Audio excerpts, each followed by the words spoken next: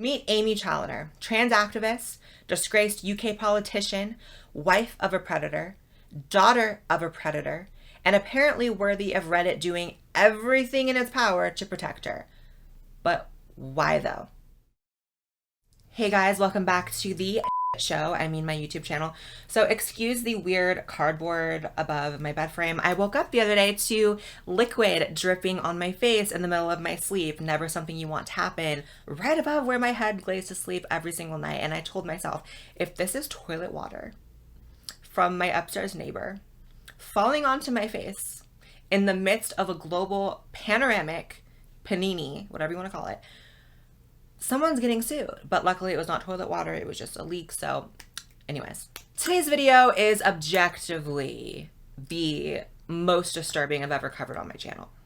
And that's probably saying a lot because we've talked about some heavy stuff on this channel, but I was gonna say, oh, it's one of the worst. No, it's like probably the worst actually. I feel like my mental health was actually compromised by doing the research for this video. But it's important to talk about regardless, and I will just probably inevitably end up posting a GoFundMe for the extensive psychotherapy I will need for subjecting myself to this information. Today we're talking about the Reddit admin, or at least she was up until yesterday. She was finally fired, Aimee Challenor. Aimee Challenor is a trans woman, a trans activist with an incredibly shady past, and I am not sure how she even ended up being hired by Reddit. It's actually a disgrace, and I'll talk more about how actual Reddit users are incredibly pissed off about this. There's a huge mutiny going on the website and on different subreddits that people are just outraged about this. But Aimee Challenor has an incredibly shady past. She is married to a self-admitted pedophile who writes child and defended her father after her father was convicted of child rape. I'm smiling because it's awful, and if I don't smile, I might throw up. Why do you only talk about trans predators, Blaire? I don't. Anyone with the ability to scroll through my channel would see that I cover predators of all types. A better question is why other people who also cover predators don't cover the trans ones. Anyways, moving along. So Aimee is a disgraced politician who has been actually kicked out of several political parties in the UK, including the Green Party. Why? One of the reasons was that she appointed her father to be her campaign manager. Now, why is that a problem, you might ask? Well, at the time that she appointed him, he was actually out on bail for raping and torturing a 10-year-old girl. He also had 22 other similar convictions, and Aimee was living with him while he committed a lot of those. So what would any normal person do if their father was this kind of a monster? I don't know, probably disown him, try to like feed him acid in his sleep or something, I don't know. But no, she appointed him to be his campaign manager, her campaign manager. But it doesn't end there, because she then went on to marry a self-admitted. So this is Aimees husband. Looks like a totally well-adjusted person. Like, so Nathaniel needs to be behind bars, honey. Like, I firmly believe Nathaniel needs to be on someone's watch list. Somebody's like, all the spying the FBI does on like whatever, like do that on him, please. Because Nathaniel has publicly posted. I'll never understand why people say this kind of stuff out loud. I mean, in a way, I'm glad, because you're bringing a spotlight to your own like sickness, and you are like warning the world about how they need to avoid you and possibly arrest you and maybe like beat your ass low-key. But Nathaniel posted,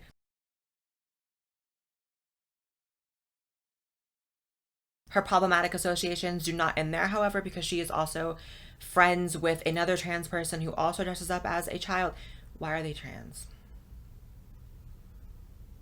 And why do they look like that? Like, I don't even care about being nice to like these kinds of people, but like, why? And Aimee clearly has a thing for predators. Now, I want to be very clear that Aimee has not been convicted of any particular crimes of the like that her father was. However, there's something to be said about intentionally surrounding yourself with people like that and endorsing it, being compliant and being okay with it, because there's no way you can be married to someone or hire someone to be your campaign manager knowing these things about them if you are not at the very least okay with it. And not only that, you kind of have to be one of those types of people to be okay with it. Like, I don't think there's an accepting enough person in the world who is not one of them to be okay with them. You have to be one of them, right? Does that make sense? That is my opinion, Blaire's opinion. So here's where people get extremely angry. So you have all this stuff in Aimee's past, right? And all this stuff is very easily Googleable. It is her story, it is her life, it is her associations, and it is public information, right? So why, when Reddit hired her in 2020, did Reddit hire her in 2020? Like, why? Like, honey, before I was a YouTuber, I worked at a clothing store called Rue 21, and they did a background check on me. Okay, why isn't Reddit, able to have a decent vetting system? How does someone like this get placed into a position of power on a website that millions of young people use every single day? Oh, by the way, here is Aimee getting involved with a children's hospital. And if we know anything about predators, right? Have we learned anything from all these videos we've been doing on this channel? One of the things we've learned is that these people specifically seek out positions in which they're going to be around children, whether that's their job, whether it's what they're volunteering for. You know why they want to be around them. So people on Reddit start taking note of this, right? And suddenly in different subreddits, especially like, subreddits that are maybe critical of like woke gender ideology and whatever, are the first ones to start pointing out like, hey, like this is this person's past. Why are they an admin on this website? And how does Reddit react?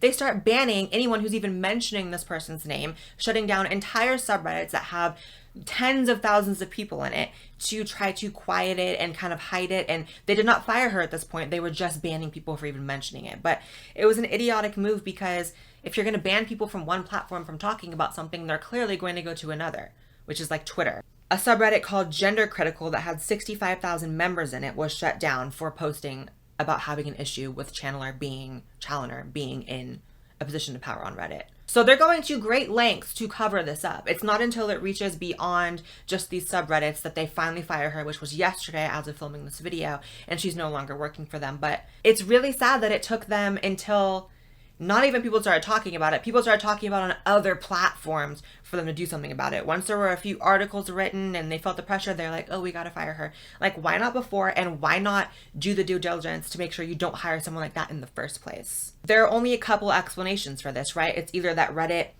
knew about this past and was okay with it, or that they did absolutely no background on this person whatsoever when they hired her. And neither of those are very good situations. If I had to just take a shot in the dark here and guess why Aimee ended up being hired, it's this little thing called diversity hires, where, they're looking through resumes, they see trans, and they're like, oh yes, we have to hire a trans person. And guess what the problem with that is? If you're not looking at credentials, if you're not looking at someone's background, you might hire I don't know, man. I really don't like Reddit. I feel like it's really gone downhill. It is not the website it used to be. The only subreddits I occasionally check now are like a few gaming ones or like just super non-political ones because it's just too much on that website. Like, it is the woke awards every single day. And one of the most disturbing things is that I was sort of looking at like a few of the posts that have slipped by and are still on Reddit of people talking about Aimee. And I was looking at like some of the threads on trans subreddits, and guess what people on those Reddits are most concerned about? I mean, don't get me wrong, people are disgusted by it, but like trans subreddits are bringing up that people are misgendering Aimee. Like, that's what they're focusing on. If that's not the perfect example of the trans community just always focusing on the exact wrong things, I don't know what it is. And here's the thing.